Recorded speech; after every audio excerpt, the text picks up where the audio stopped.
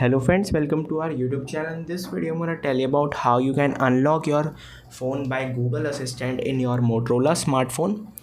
Before watching this video, if you have not subscribed to our YouTube channel, then subscribe to it and like our video. So let's start friends. First, you have to open your assistant. Just long press it and click on settings. Here it is lock screen. Use Google Assistant without unlocking your phone. Click yes, I am in, and you have to also activate it.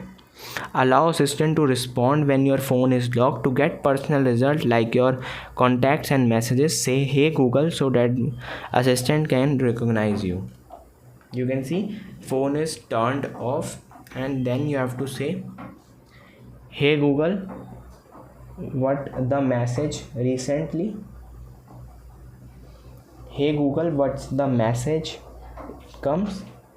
You can see it has no message, so it is not responding here, but it responds when you just turn it on. I hope you like this video. If you like this video, then subscribe to our YouTube channel for more helpful tips and tricks videos. See you next time.